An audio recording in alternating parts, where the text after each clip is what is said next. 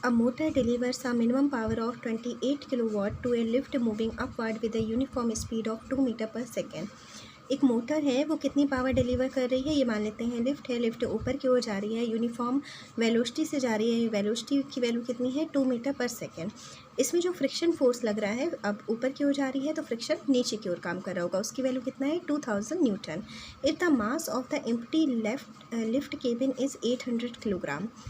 अगर जब लिफ्ट खाली है तब इसका मास कितना है 800 kg। Then what is the amount of load that can lift can carry upward. तो इसमें कितना वेट हम रखें और जिसको हम ऊपर की ओर ले जा सकते हैं। तो देखो, अब ये ऊपर की ओर जा रही है, ठीक। नीचे की ओर कितना फोर्स काम कर रहा है 2000 न्यूटन, और 800 तो इस लिफ्ट का वेट हो गया, और साथ ही इसमें कुछ जो भी मास रखा जाएगा जो कि अननोन मास है, हमने मान लिया वो है m जी। तो इतना वेट इसमें नीचे की ओर काम करेगा। तो अगर हमें इसे ऊपर की ओर ले जाना है तो इतना ही फोर्स हमें ऊपर की ओर लगाना पड़ेगा, क्योंकि फ्रिक्शन फोर्स इतना काम कर रहा है, और जी नीचे की ओर है, तो इतना ही फोर्स हमें ऊपर की ओर लगाना पड़ेगा। तो टोटल कितना फोर्स लगाना पड़ेगा, F is equal to 2000 plus 800 plus m, और g की वैल्यू हो गई 10। अब हमें पावर दी हुई है, तो पावर का फॉर्मूला होता है P is equal to F into B. P कितना हो गया 28,000 वाट। F हमारा हमने निकाल लिया है, और V कितनी वेलोसिटी से जा रहा है 2 वेलोसिटी से। तो इसमें एक्स्ट्रा जो मास है वो फाइंड कर लेंगे, वो कितना आ गया 400 kg।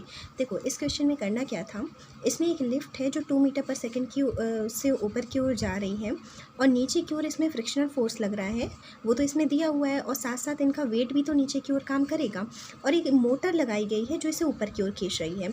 तो कब ये लिफ्ट ऊपर की ओर जा सकती है, जब नीचे की ओर लगने वाला फोर्स जो होगा उतना ही बराबर फोर्स हम इसे ऊपर की ओर दें, तभी तो इसके अपोजिट में हमें फोर्स लगाना पड़ेगा, उससे थोड़ा ज़्यादा ही फोर्स होगा तभी ये ऊपर की ओर जा पाएगी।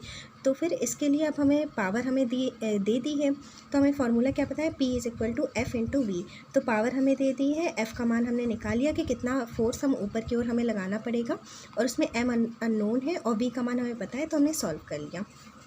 ठीक, ये मिनिमम के लिए हमने निकाला है, इसीलिए हमने इसके बराबर रखा है मास, क्योंकि हो सकता है और ज़्यादा फोर्स भी तो लग सकता है ऊपर ले जाने के लिए, लेकिन मिनिमम हमें इतना ही फोर्स लगाना पड़ेगा।